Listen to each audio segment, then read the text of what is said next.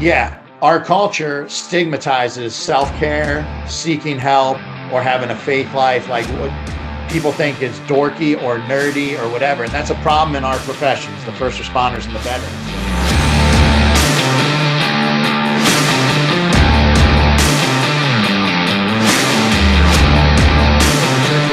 For revival for quite a while, and yet we want it to be, rainbows, butterflies, and sunshine and everything. But realistically, in the days of Joseph, right, people were saved because of a drought, right? So maybe this is an answer to prayer, what we're going through here. And I can say personally, I have seen, let's see, 2 people come to a saving knowledge of Christ, 1 person rededicate themselves, and another one that I've just been watching grow over time. And the people that I'm seeing being saved right now, I don't think would have been if it wasn't for the hard times that this country's gone through. But I'm also a big eschatology guy, so I think, well, this has to happen because of what's coming. So I don't know.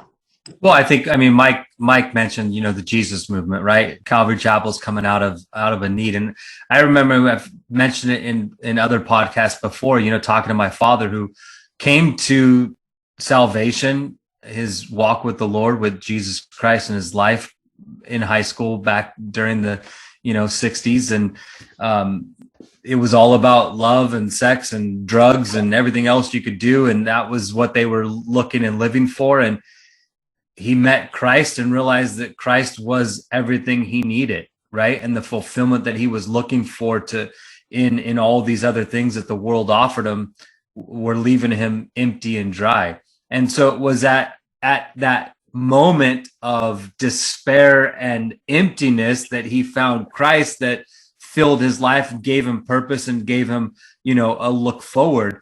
And I think for so long we've had it so well,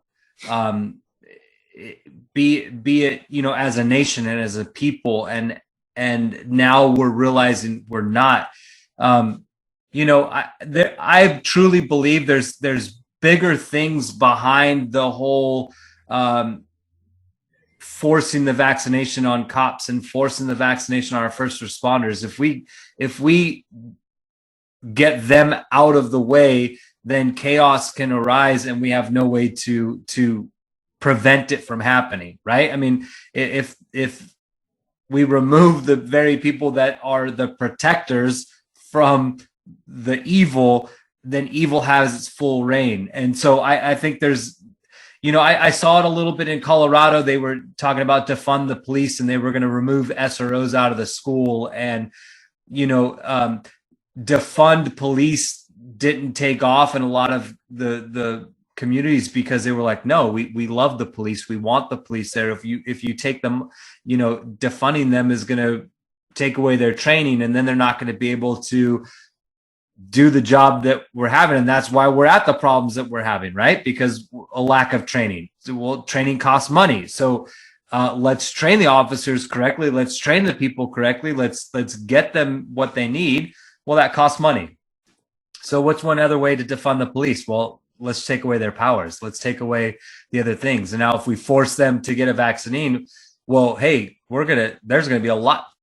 They're going to walk away. So, I mean, I think there's a lot of stuff going on that I am not privy to, and I don't know. I just have that feeling in the back of my mind. But again, coming back to, mental health and officers' livelihood and their health and what they eat and how we talked about sleep. We need to be pushing these things. And Matt, you mentioned it, our chaplains need to be trained in these things. And I think that, it would be neat to see more of that, right? More support in getting our chaplains and our officers the necessary training that they need. As an ordained pastor and as a police officer, I've had plenty of conversations with guys I've worked with, and they say, hey, Hart, I'd like some advice. And I always come to him and I lay it out before him and say, what advice do you want?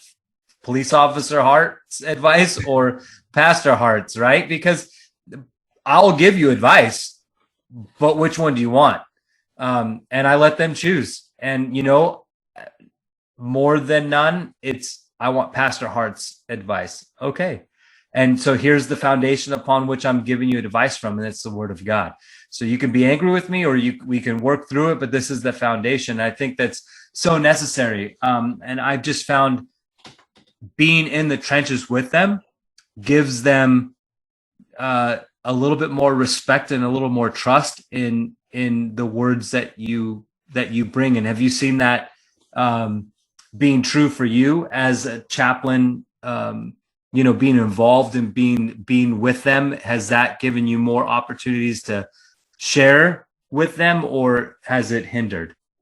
Oh, I talk to I feel like I'm an island when I'm with other chaplains per se, because cops from each of the agencies, and I work with so many different agencies through the nonprofit and through the rehab centers that I've also volunteered for. Most cops are like, I didn't know we had chaplains, or I've met the chaplain and they're a dork, or they only go to have breakfast with the captain, or they only pray at events. So they're so detached that nobody's going to use them or trust them. If I see you once a year and you talk to the chief or the captain, like, that doesn't build rapport and trust with the troops. And you don't it's the same with therapists and chaplains if you don't understand what I do. So for the most part, most cops tell me they don't even know who their chaplains are. And they've just seen them at events praying, or hanging out with supervisors, or you show up at a critical incident once or twice a year. And there's a lot of times I asked for chaplains when I was a cop, when I really needed them for something like a murder of a Hispanic family that nobody spoke English, and I needed some help. They're not available. I mean, honestly, I think there's a stereotype for a lot of ordained clergy that think it's sexy to say you're a police or a fire chaplain, right? Because one of the agencies that I'm with, my ex-girlfriend, who I'm very close to because she has 2 children. They're not my stepkids, but I am the father figure, so we remain good friends. She works at a hospital and sent me the announcement of their new full-time lead chaplain, and it mentioned one of the departments that I work for, that I have a connection with you through. And I'm like, I've never heard of that guy, but here he is with an MDiv and maybe a PhD in theology and in charge of chaplaincy at a hospital and probably making big bucks, but he thinks it's sexy to say that he's a police chaplain on there. But I've never heard of him. Sure as heck, the cops never heard of him. So, I mean, I've had to work very hard to get cops to even be slightly open to maybe talking about deeper things. And that is doing the ride-alongs, attending the trainings, doing station visits. And I'm fortunate that I can still work out and shoot with them. I know not every chaplain's going to be able to do that, but I think you should incorporate a lot of academy type training, maybe citizen academy training, to give them more of that component. They also need to consider not everybody having to be ordained clergy. There's a lot of great retired first responders and veterans that would automatically know the culture, and it would give them meaning in their life to be connected to the community. Like I still am. I get a lot of meaning to still be connected to cops and firemen and veterans. And if they have a heavy ministry experience in their life, they can do a lot of good, right? So, and maybe there needs to be some other chaplain type training programs that could give people some more ministry tools. And again, we talked about the ministry of presence. I'm a certified spiritual director. A lot of people don't even know what that is, but those schools are I did an additional 2-year school in that. But there's some really good training and active listening and trying to ask the right questions to help people maybe become more aware of God showing up in their daily life. I think you can take components from some basic counseling skills, basic spiritual direction, and create some training programs to teach lay Christians that have a experience in ministry and experience as first responders and veterans. And they would want to be around more, right? They have the time, they'd want to be around more. So I think we should open up, depending on the agency, who can be a chaplain. And then we have to have people that are more culturally competent. and you have to spend time with them. Like, yeah, I agree. And I think one of my prayers, and I think kind of the draw that Mike and I had to join up with Adam was, one way we could fix that as well, and I think that's from the inside, is encouraging those believers, those guys who have faith, and those guys who are being plugged into the word and doing these things to stand up, right, and to not be ashamed of the gospel in their life. I have been asked tons of questions, especially since I've moved to Florida. It's like, why did you leave? And what are you doing down here? And my first response, and I have no fear in saying this, is, hey, I'm down here helping start a church. And that is exactly why I moved down to Florida, was to help a buddy of mine from Bible college plant a church here in West Bradenton. On top of that, I work for a sheriff's office down here. And so people ask me, why did you move down here? And I say, to plant a church. And you're still working? Absolutely, because I'm not done with law enforcement yet. And because I see the need for it. And I think if also we as Christians, or as spiritual people in there, right? And I put, I know quite a few Catholics who are Bible believing in Christ salvation, where I would say, hey, rise up, speak up, live the way that your Bible tells you to live the way that God has called you to live, and be that influence to the officers near you, and be ready to listen, give that ear, hear where they're going, look for those signs, right? Like we talk about peer support and these things, they're so important. And I believe that every one of us has been called to that. And I think as a church, we have become lazy and pew sitters, where we're not being those warriors that God's called us to be, right? We're not being prepared and ready. We're not reading books. We're not getting the sleep we need to be able to be helps in other people's lives. I mean, I think if we think of the agencies you're involved with, how many of those men and women that you come in contact with, how many do have a faith and are keeping, the lid on it? Well, I think it's time for us to pop that lid and let our voices be heard. There's a lot of Christian cops. I've heard their stories, not as a chaplain, just my friends throughout the country, that'll be like, hey, somebody came to the station and gave out Bibles, and I saw the people that took them, and one of them was like my good friend on my shift. And so later that night we talked, and I had no idea that he was a Christian and I'm a Christian. Now, something else I wanted to say, I became a cop because I was discerning between full-time ministry, and at that time I was discerning being a Catholic priest or going to get my PhD in psychology and be a psychologist. And after a long discernment process, I still wanted action, because I wanted to be a SWAT or an SF guy. I became a cop instead of a federal agent, because I thought I wanted to be a Fed, and that's a whole other long story. There's reasons why I was like, it's not what I thought it was. But I thought becoming a cop was the greatest way to do ministry, because everybody is hurting and in need. You have victims and criminals. And a lot of times the criminals, as much as, I want people to have consequences for crime, so it's a deterrent to change their behavior. Well, often these people are growing up without fathers in communities where they're not getting mentoring, and they're not getting what I got growing up. Only by the grace of God, I had mom and dad and communities and teachers and coaches and opportunities that taught me how to walk a certain way. But you want to do ministry, become a cop or a fireman, because everybody's hurting. And one of my favorite quotes has always been, preach the gospel at all times. When absolutely necessary, use words. You make a bigger impression on people by how you live your life, how you walk the talk, more so than like preaching to them. And people know in my case, at least, in some cases, people know who the religious cop is, right? They know some of them know, hey, you're the pastor. It's how you carry yourself on your calls and around the station that's going to make the biggest impression on another officer, that maybe a year from now, they do come to you to talk about their faith, or talk about their marriage, or talk about depression, or whatever it is. So I think, man, if you're a Christian and you're a cop, there's no greater place to do ministry. You're I dealing agree. with addictions and violence. And just go on down the list of the calls we are doing.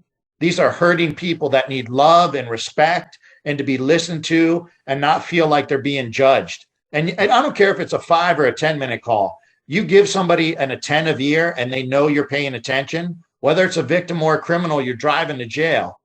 Like, you can make a big impression by being authentic and being a good listener and showing people love and respect. Absolutely. I remember one of the agencies I hired or tried to get on in California, in my oral board, I had a sergeant from unsaid location ask me, because he saw my background, and I've been in church work since I was 18 years old. So that is my passion. That is my heart. I have my degree in theology, just out of pure wanting my own life to be bettered. But I had him ask me, as he looked at my file, and said, well, you're a pastor. What business does a pastor have being a cop? And I was like, well, thank you for asking that. And I went through the line and I said, well, I have a question for you as a police officer. I said, have you dealt with domestic violence? And he said, yes. I said, so have I as a pastor.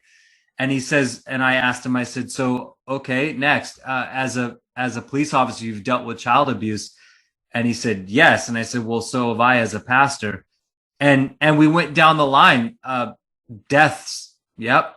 As same with me. And I said, so what, tell me, is there a difference between a police officer and a pastor? The difference is you have a badge and you could do something about the violators or the evil.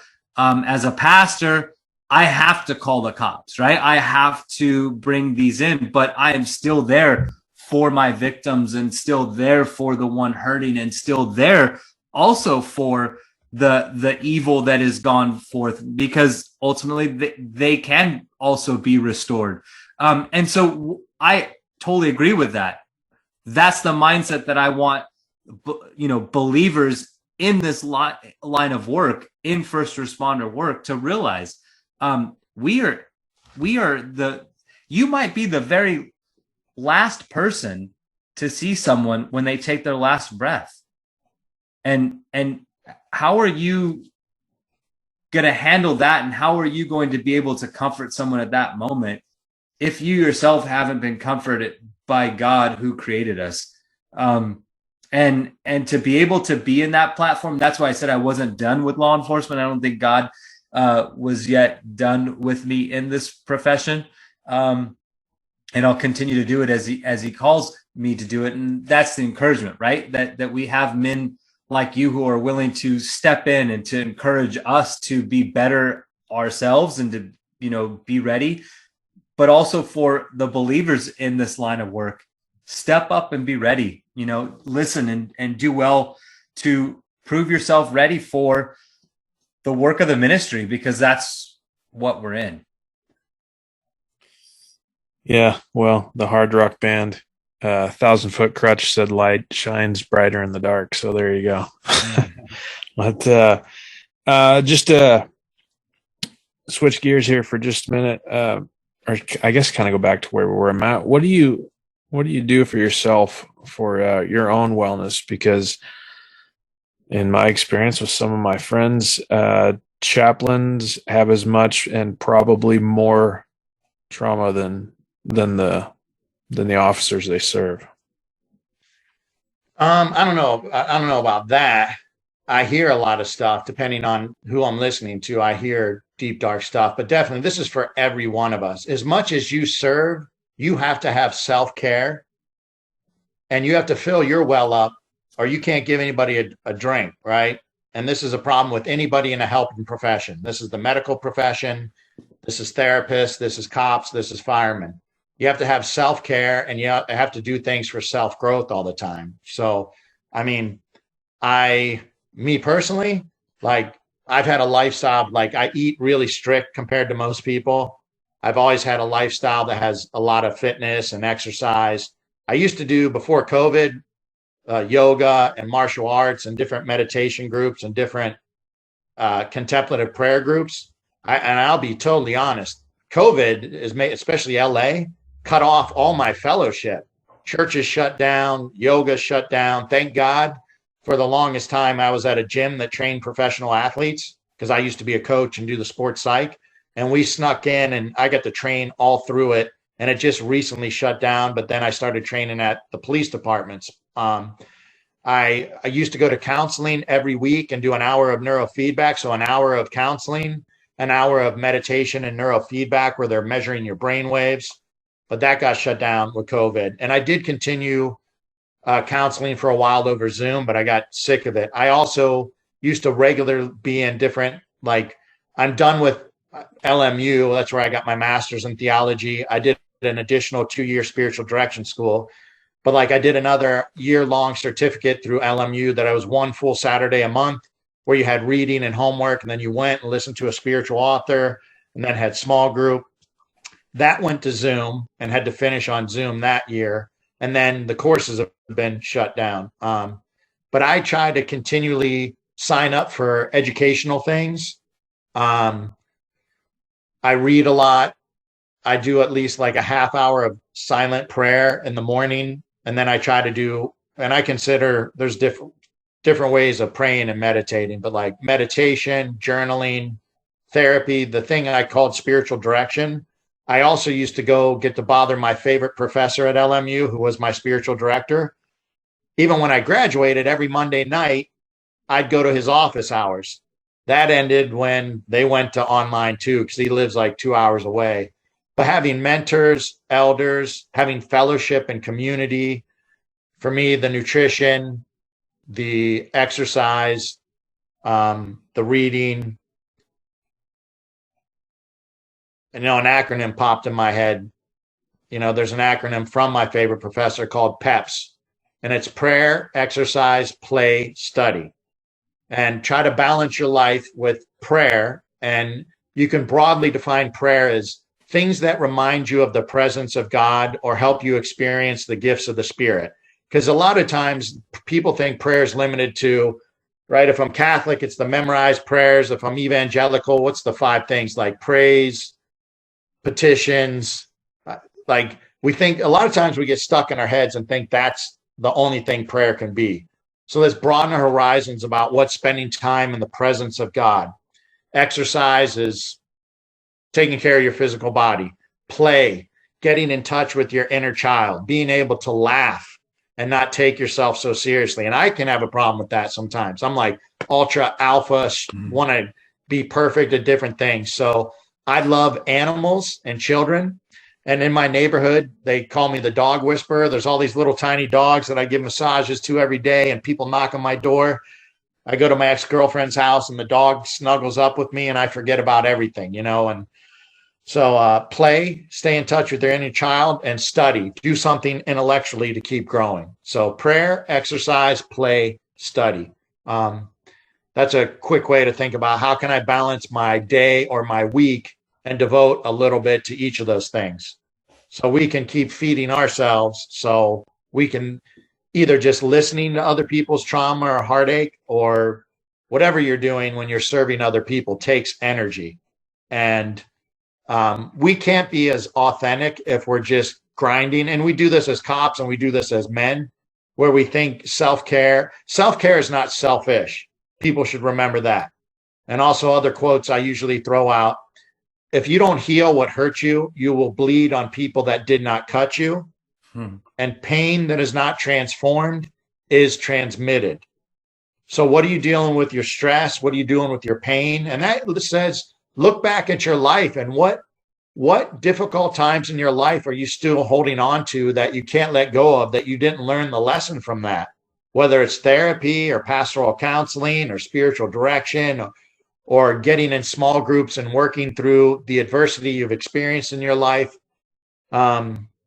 I'm rambling on about a whole bunch of things. I don't even know if I answered your question, but no, you did. It's great. It's great. And it makes me think about David, if we bring this back to being biblical, a lot of what you're talking about, we see in David's life, right? Maybe we should be more like David, except don't sleep with some married woman and kill her husband. But, David, you talked about journaling. David wrote the Psalms, right? I mean, talk about a man after God's own heart. And we look at journaling now, and guys will turn up their noses at it like, I can't do that. That's like a little teenager's diary or something. No.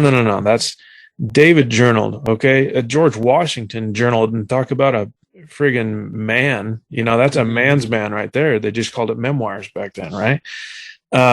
You talked about meditation. David said, I meditate on the law day and night.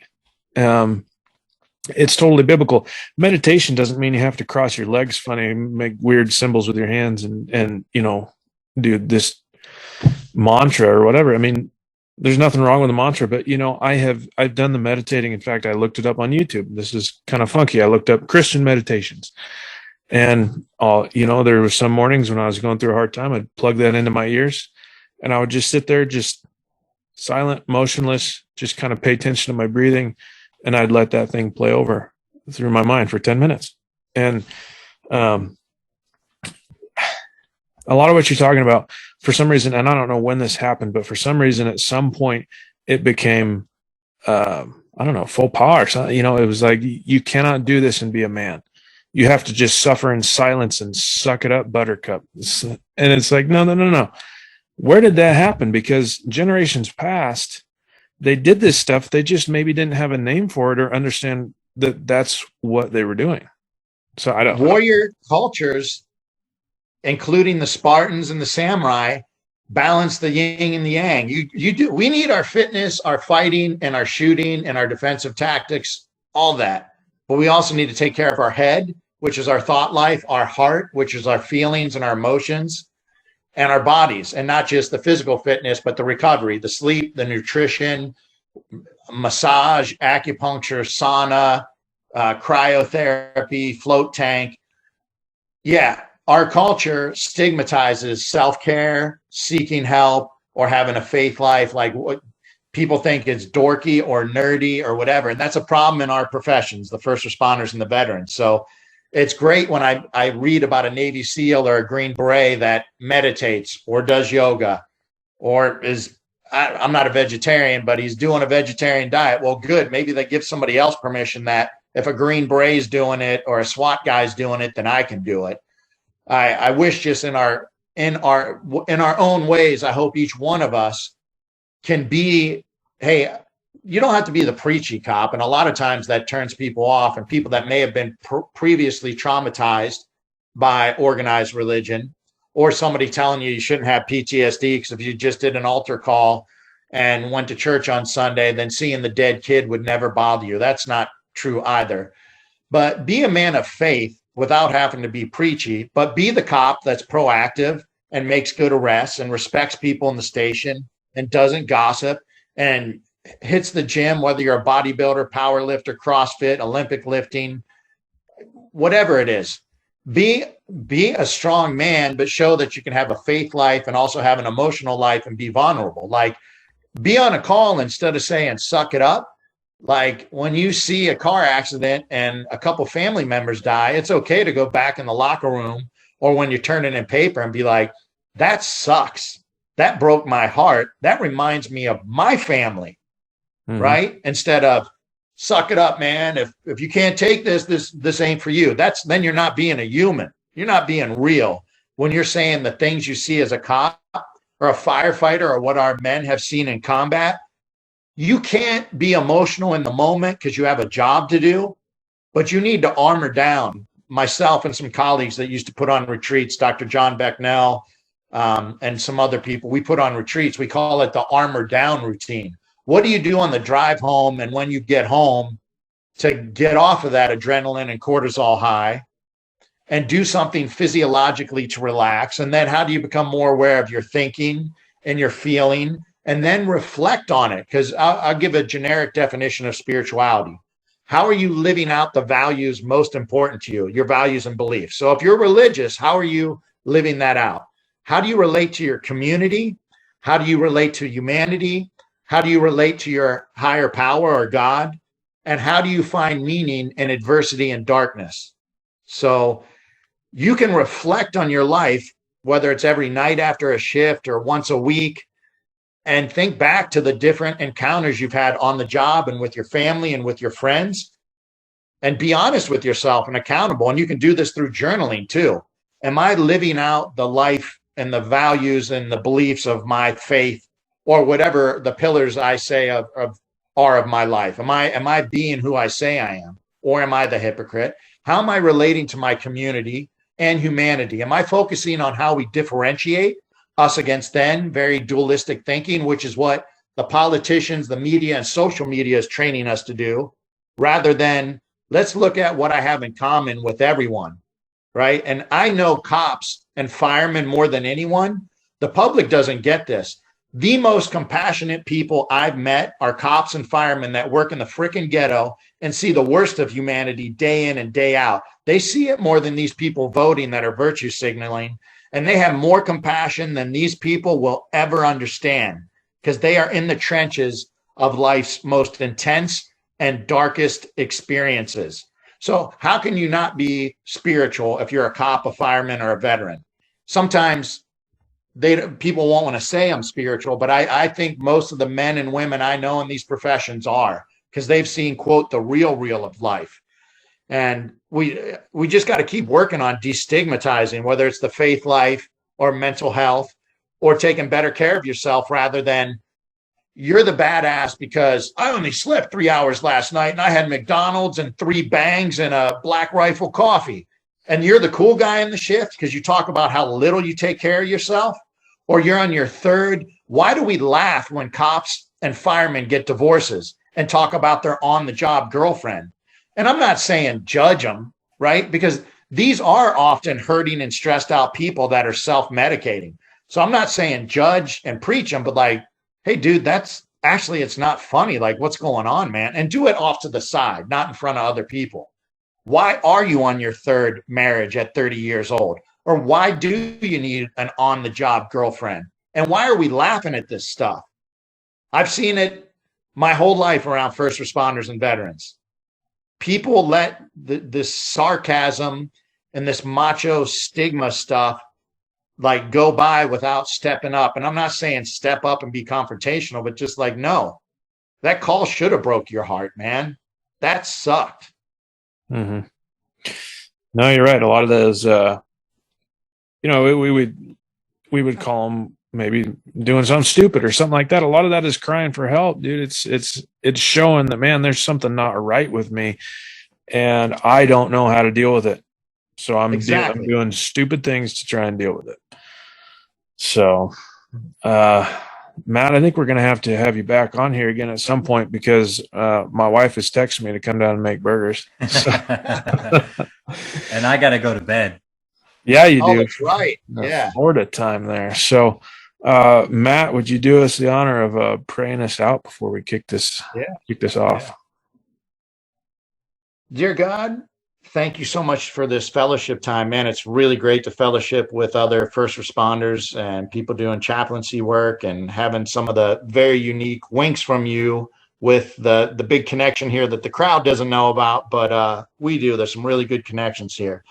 Please bless our night and our rest, and please pray for every man and woman working the streets right now as police officers and firefighters and our members of the military overseas. And Lord, help us, encourage and keep each other accountable and improve the role modeling and destigmatizing of faith life, and that self-care isn't selfish. And how can we continue to grow in our own lives and use the adversity and the darkness to become closer to you?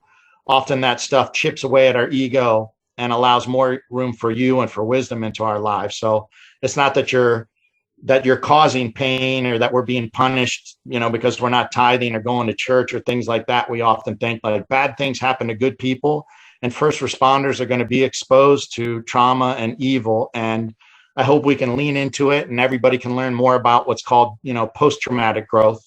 We grow closer to you, and we do our spiritual, emotional, psychological weightlifting with the adversity and the difficulties on the job. And we see what lesson is in it. Even though it's not pleasant, it's not comfortable, there's a lesson in it, and it allows us to lean on you more. I mean, in the rearview mirror, we could all look back on our lives And the pain and the suffering often is an opportunity for us to, grow closer to you and learn lessons that we can share with other people that are going to end up experiencing similar things to us. So please pray for all first responders, all of our members of the military, all our veterans, and just thank you for this time of fellowshipping and getting to discuss some of these things. In your name I pray. Amen. Man. Hey, Matt, is there a way for people to connect with you? Yeah. Somebody bought me the website, tacticalchaplain.com. So I was like, oh, that sounds whatever, but people seem to like it. So thank God. So tacticalchaplain.com. I'm also an ordained missionary through the nonprofit Global Associates. So I think if you go to globalassociates.org and you look up affiliates and look for my name, Matt Domyancic, I'm on LinkedIn as well. And Thin Blue Line Spirituality on Instagram. Cool. Well, I really appreciate it. I know Josiah does. Just kind of funny the way things work out that way. But anyway, for the listeners, if this has been any benefit to you, please do like and subscribe. Those stupid algorithms, that's how they work. And that's how this can reach a few more people. Anyway, in the meantime, we will catch you next time.